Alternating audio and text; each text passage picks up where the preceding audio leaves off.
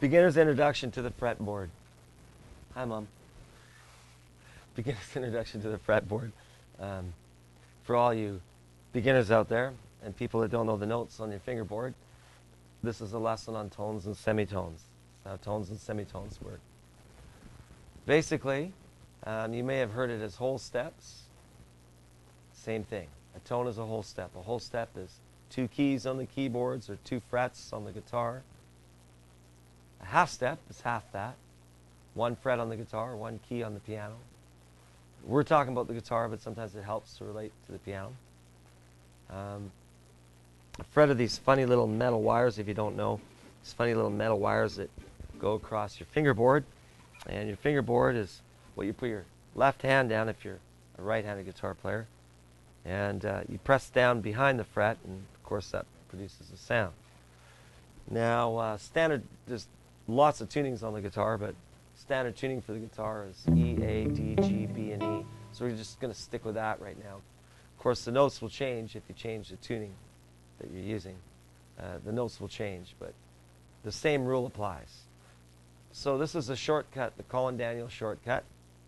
And the shortcut is you have to know just a couple things. You have to know that a tone is 2 frets. That's also known as a whole step. And a semitone is 1 fret, also known as a half step. If you know that, and then you know that the musical alphabet is the first 7 letters of our alphabet, A, B, C, D, E, F, and G. It's first 7 letters. And that each one of those letters in music has a distance.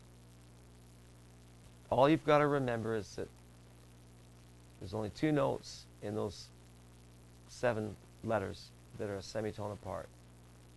That's the distance from B to C and E to F. I can't explain to you at this time why they're like that. There's a really good reason for it. But for now, you're just going to have to accept that. You're going to have to accept that B to C and E to F are your natural semitones. They're the only natural semitones. We have other semitones in music, but B to C and E to F, those distances are natural because they're not sharp or flat.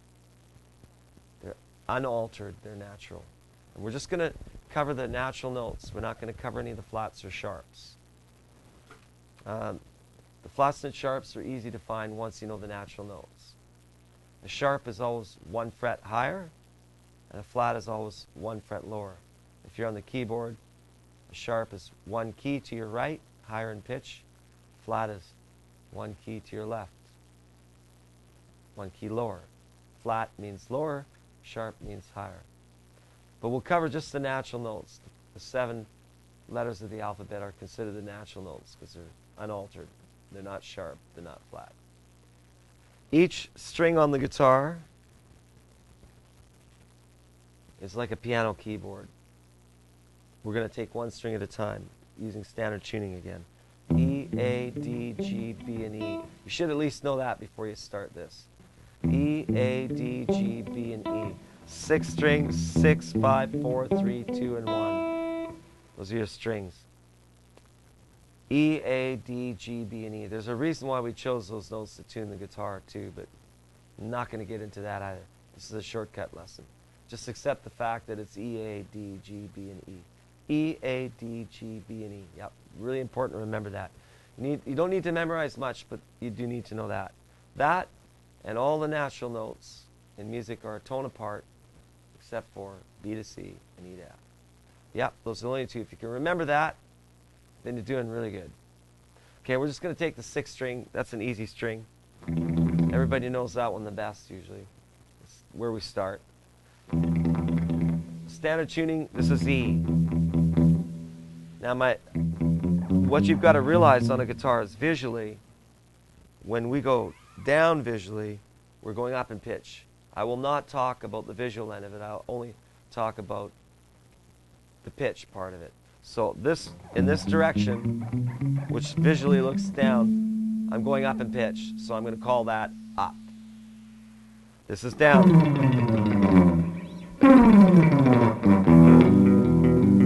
That's down, right?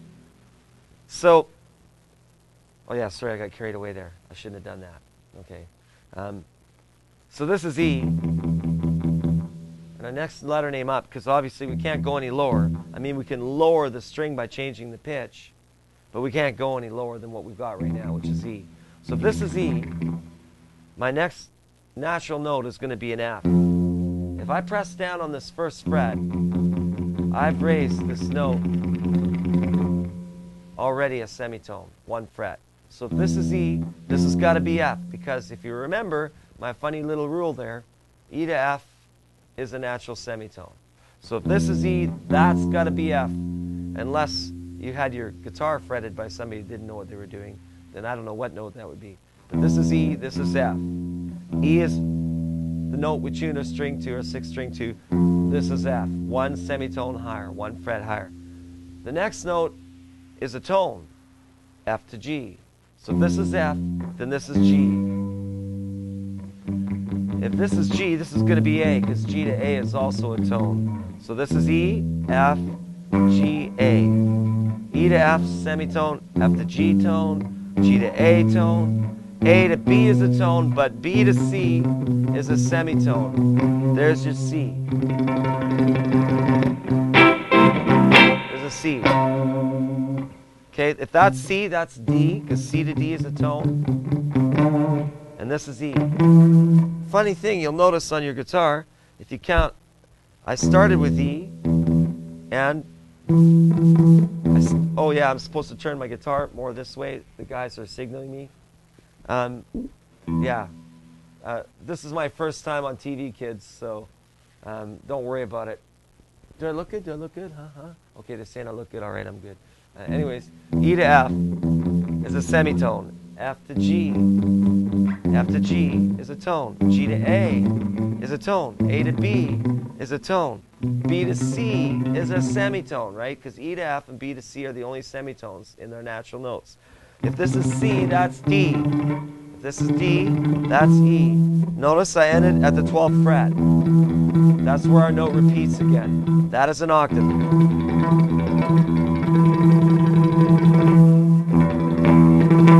That's an octave. Whatever you start with, if you've calculated it correctly, you'll end with the same note at the 12th fret. For example, if you start here on an A, you'll have an A at the 12th fret. If you start here at the D, you have a D at the 12th fret. If you start here at the G, you'll have a G at the 12th fret. 12th fret is the beginning of our fretboard again. One more time. All right. Now if you've got that clear, we can cover every string with the same technique. For example, let's take a different string now. Let's take D, because we're starting on a D here. D to E is a tone, so 1, 2. There's my E. Yes, I have an E low E, but I also have a higher E. On every string you have all the same notes, either an octave higher or lower. So this is D, this is E, a tone. E to F, semitone, so that's 1 fret. F to G, tone, 2 frets. G to A, tone, 2 frets. A to B, tone, 2 frets. But B to C, look out, semitone, and then C to D. While I started with D, I ended with D. That's an octave. That works for all 6 strings. If you know the open E string, 6th string, you will also know the high E string, because they're the same notes, just 2 octaves apart. What do you do to practice this? Go over it every day like this. E to F, semitone. F to G, tone.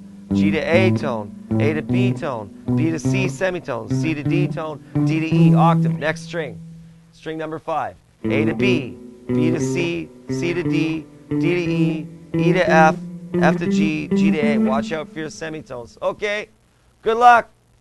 Practice lots, 2-3 hours a day, every day. Drive your mother crazy. All right, have fun.